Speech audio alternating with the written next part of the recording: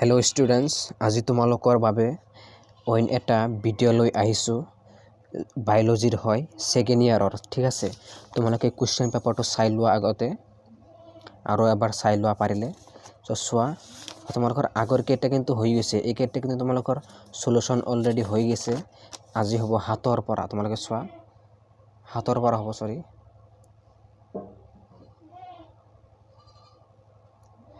চোৱা তোমালোকে আজি হ'ব হাতৰ পৰা।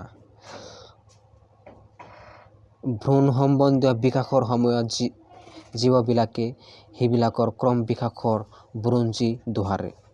এই তত্ত্বটো ক্ৰমবিকাশৰ কোনটো সূত্ৰত উল্লেখিত আৰু ইয়াক কোনে উত্থাপন কৰিছিল? খুব কনফিউজ এটা কুৱেশ্যন। ঠিক আছে, মই তোমালোকক সলিউশ্যন দিম, তোমালোকে চাবা ভিডিঅ'ৰ শেষত। আগতে কুৱেশ্যনবোৰলৈ মন কৰা। যদি তোমাৰ ওচৰত কুৱেশ্যন পেপাৰ আছে, এই কুৱেশ্যন পেপাৰটো তেনেহ'লেতো আৰু ভালেই হ'ল।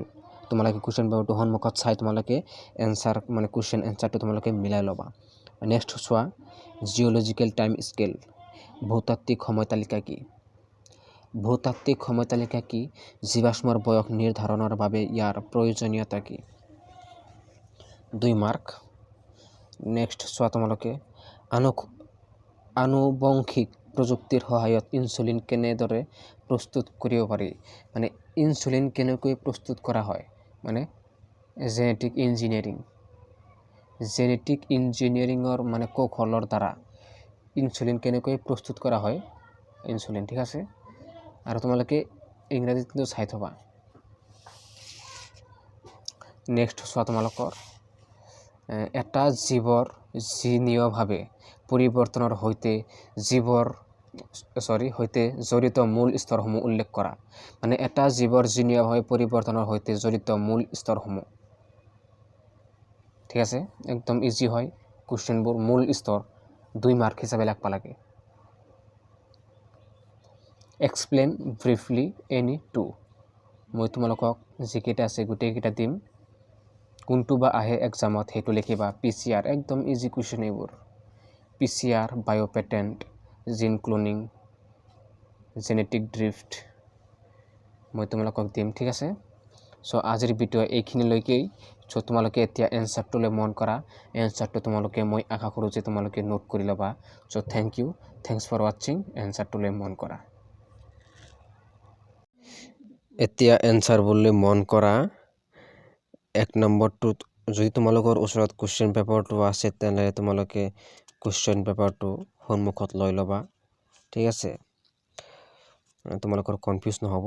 কুৱেশ্যনটো যদি আছে তেনেহ'লে ওলাই লোৱা, আৰু যদি নাই তেনেহ'লে মই দিয়া কুৱেশ্যনবোৰ তোমালোকে নোট কৰি কুৱেশ্যনটো তোমালোকে লিখিবা। প্ৰথমতে লিখি তাৰপিছত তোমালোকে এনচাৰটোলৈ মন কৰিবা। বলা আৰম্ভ কৰোঁ। জীৱবোৰে ভ্ৰূণৰ বিকাশৰ সময়ছোৱাত নিজৰ বিৱৰ্তনৰ ইতিহাস পুনৰাবৃত্তি কৰে।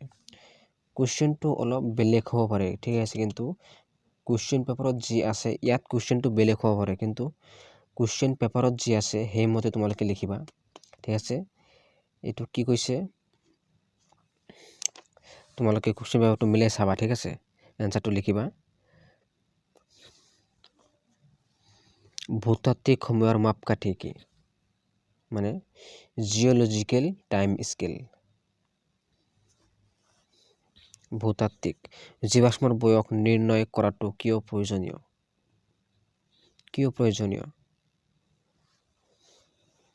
তোমালোকে কনফিউজ নহ'বা। যিকোনো কুৱেশ্যন আহিলে বাছ টপিক হিচাপত পঢ়িবা। যেনেকৈ ভূতাত্ত্বিক সময়ৰ মাপকাঠি, এইটোতো আহিলে তোমালোকে পাৰিবাই। জিঅ'লজিকেল টাইম স্কেল তোমালোকে ইংৰাজীত চাই থবা। আৰু জীৱাশ্মৰ বিষয়ে কিবা পঢ়িবা, বাছ তোমালোকে লিখি দিবা। জীৱাশ্মৰ বিষয়ে লিখি দিবা, তোমালোকৰ হৈ যাব। জেনেটিক ইঞ্জিনিয়াৰিঙৰ জৰিয়তে ইনচুলিন কেনেকৈ উৎপন্ন হয়? তোমালোকে লিখিবা।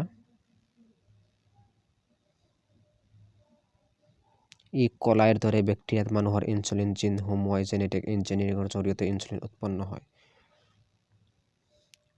এটা জীৱৰ জিনীয় পৰিৱৰ্তনৰ লগত জড়িত মৌলিক পদক্ষেপসমূহ উল্লেখ কৰা।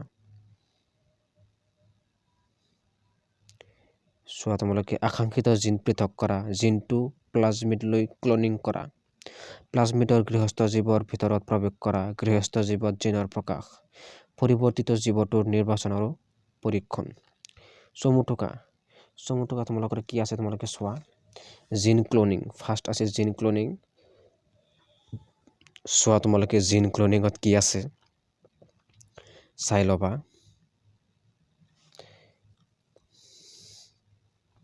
দেৰ মাৰ্ককে দিয়া আছে তোমালোকৰ দেৰ মাৰ্ক পাই যাবা এইটো লিখিলেই 1.5 মাৰ্ক তাৰপিছত চোৱা বায়োপেটেন্ট মানে এইটো চাই লোৱা জৈৱ পেটেন্ট হৈছে জৈৱিক পদাৰ্থ যেনে জিন প্ৰটিন বা জীৱক সামৰি লোৱা পেটেন্ট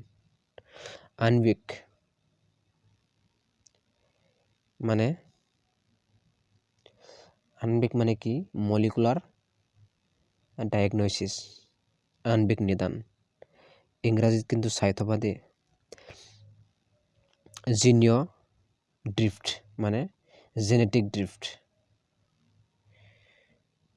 চোৱা তোমালোকে এনচাৰটো PCR পলিমেৰেজ চেইন ৰিয়াকশ্যন ই হৈছে নিৰ্দিষ্ট DNA ক্ৰম বৃদ্ধিৰ বাবে ব্যৱহাৰ কৰা আণবিক জীৱবিজ্ঞানৰ কৌশল ইয়াত লক্ষ্য DNA ক্ৰমৰ লাখ লাখ কপি সৃষ্টি কৰি বিকৃতিকৰণ এনিয়েলিং আৰু সম্প্ৰসাৰণৰ বাৰে বাৰে চক্ৰ জড়িত হৈ থাকে মানে লাখ লাখ DNA কপি সৃষ্টি কৰে ইয়াত খুব ইজি যিসকলে ইংলিছ মিডিয়ামত আছে সেইসকলে চাবা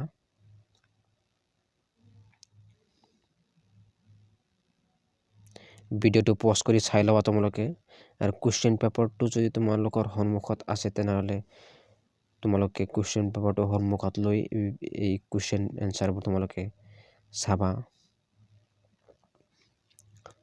gene cloning short notes biopatent molecular genetic drift PCR next পাৰ্টত তোমালোকৰ এইখিনি হ'ব চ' থেংকছ ফৰ ৱাচিং চ' থেংক ইউ